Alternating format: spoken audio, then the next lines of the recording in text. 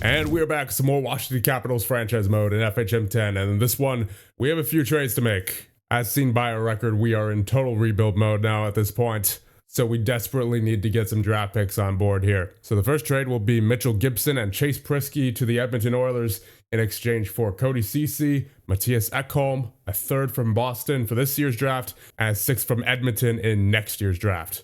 So taking on a couple of veterans in order to make the salary cap work. But the main attraction here obviously is the third round pick and sixth round pick coming back the other way off for trade. Second trade will be Pierre Dubé and Connor McMichael to Seattle in exchange for a third for this year's draft, and a third for next year's draft, and a fifth for next year's draft as well. And our third and final trade, I'm assuming, for this trade deadline, will be Dylan Strome at half his salary, Martin Verheuvere, and Ethan Frank in exchange for Tyson Barrie, once again for cap reasons, and Nashville's first round pick for this season, offer trade.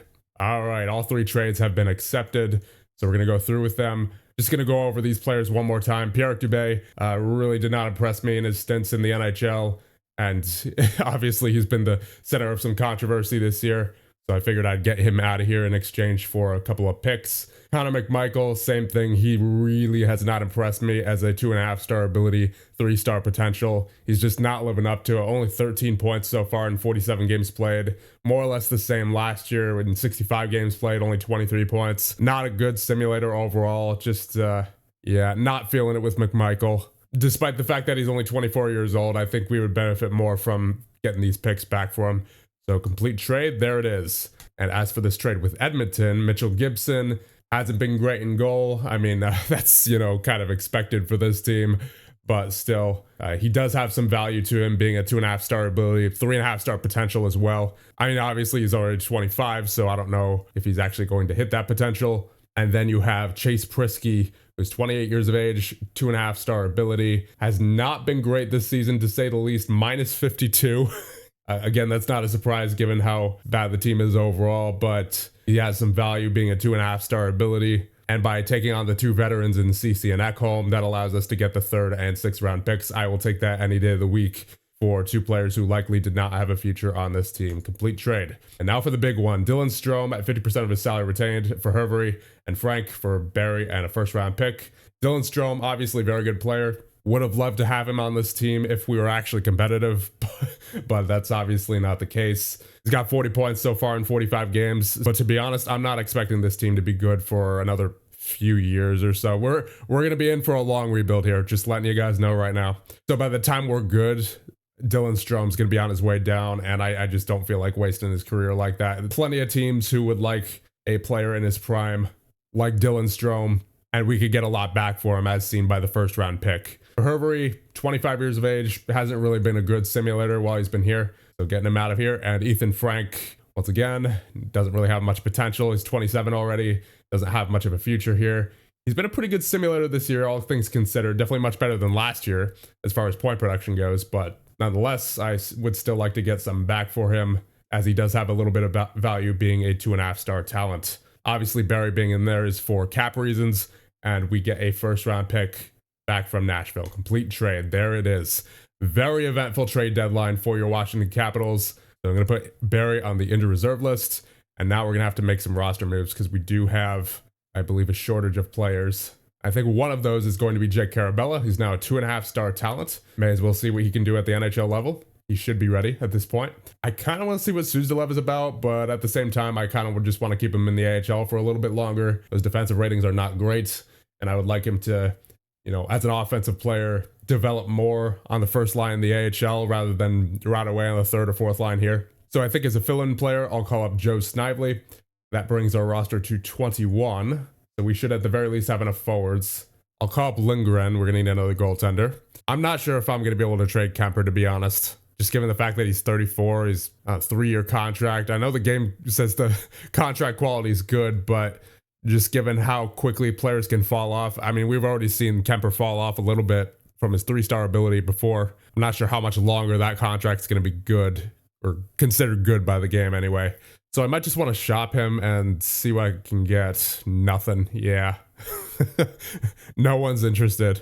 I mean, maybe I'll see if I could shop around Ekholm, because he could probably fetch something. And I can't even do too much salary retention anymore. I've been retaining salary like crazy with these trades. So I'm not sure that would even work for most teams who would be interested in him. Yeah, even Detroit can't take him. And that's with taking back Oli Mata, who's at a $3 million salary at a 1.5 star ability, and retaining the most salary that I can on Ekholm. So I don't think this is working.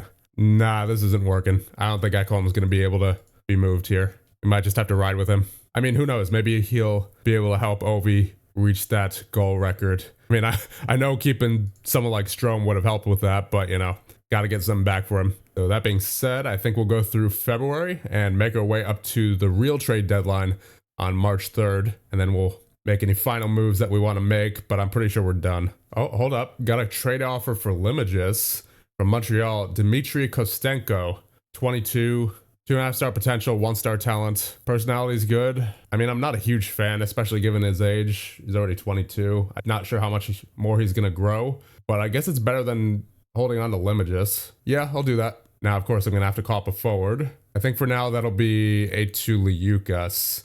Kind of want to see what he's about at the NHL level. I know he's only a 1.5 star ability, but he does bring a lot of physicality, and I think he'd be pretty good in a 4th line role. Oh, too many active players. I mean, I guess I'll send out a defenseman. We have, what is that? Is that 9? Yeah, we have 9 defensemen right now. Yeah. Oh, another trade offer.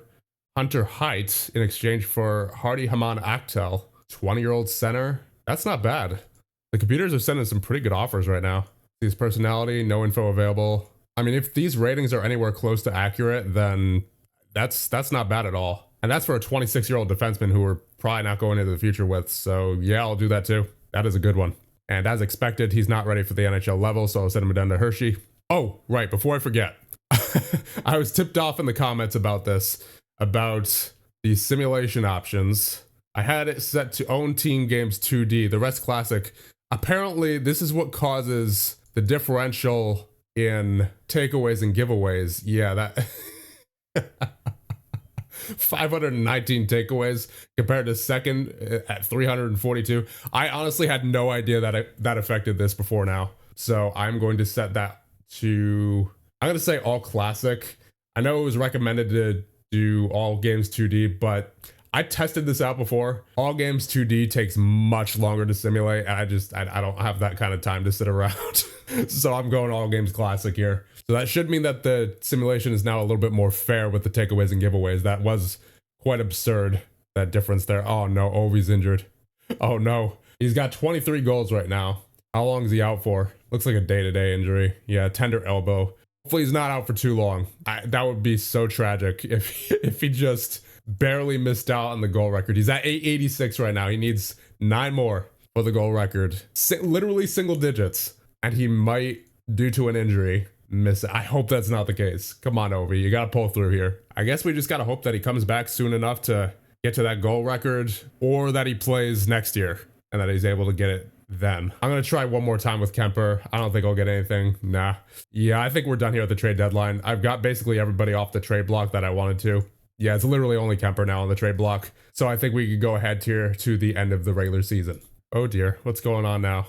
You got Kartai and Crystal injured. 2-3 weeks, 2-3 weeks. That's unfortunate. Come on, Ovi.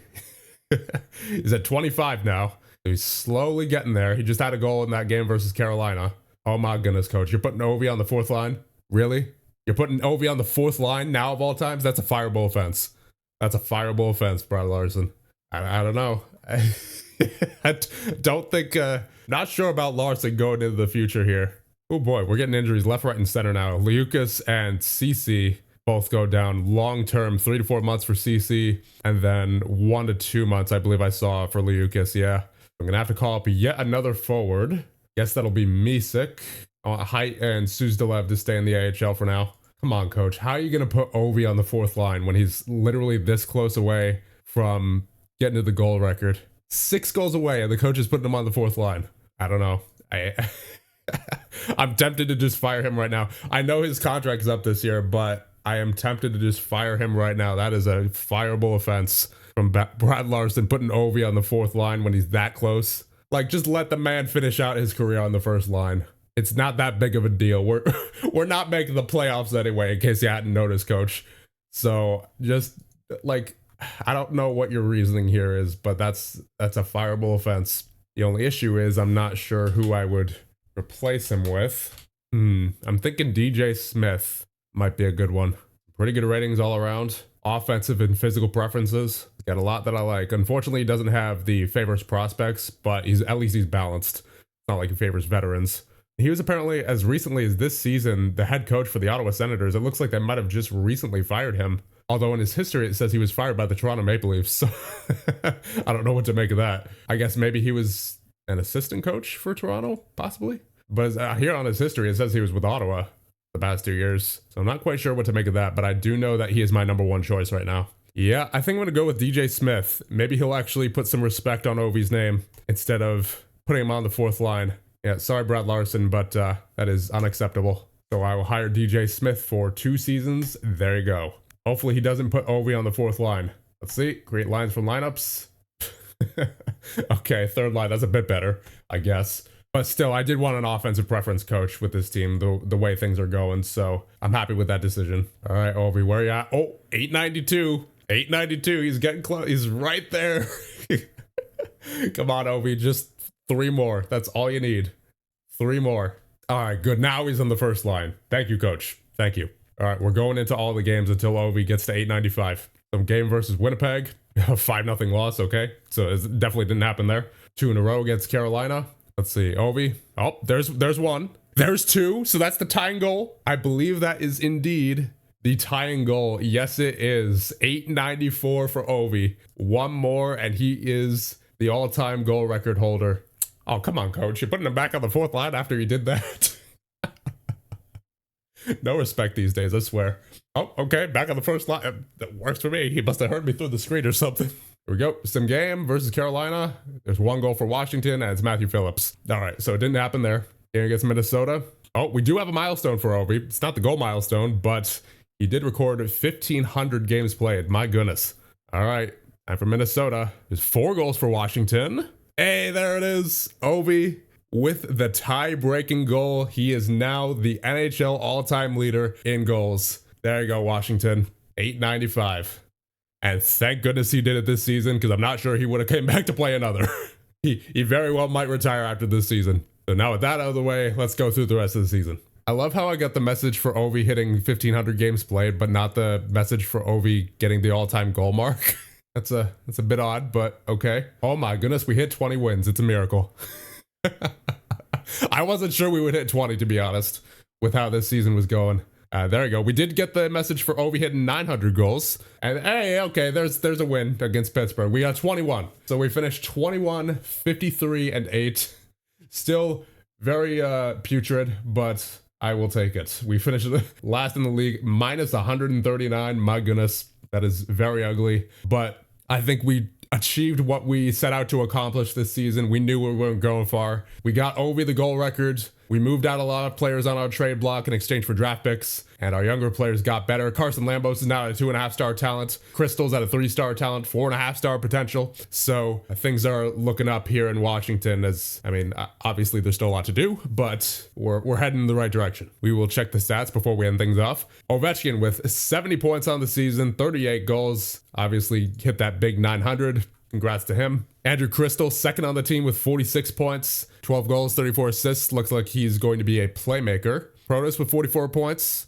Phillips with 41. So that's quite a big fall off from last year, but that's fine. LaPierre with 35. Carlson with 34. Artamanov with 33. York with 28. And all of those points were with us. Kartai with 26 in 57. 25 for Ekholm. Offer with 23, 17 for Iorio, 17 for Villeneuve, 14 for Lambos, 13 for Backstrom, 12 for Carabella, 11 for Snively, 8 for Miroshnichenko, 3 for Liukas in 9 games, 2 for Cece, 1 for Rybinski. And then Barry with 6 games played, Misek with 12 games played. In goal, you have Kemper with the 907 and 61 games. I'm surprised he was able to keep it that high for the entire season. That's actually quite the achievement on this team. Then you have Lindgren in 10 games with an 899. So overall, it's nothing that we didn't expect, but I think we did make some good progress towards the future with this team this year. That being said, there is still a lot of work to be done, and I think we're gonna end things off here. So in the next one, we will get through the offseason of year number 2 with your Washington Capitals.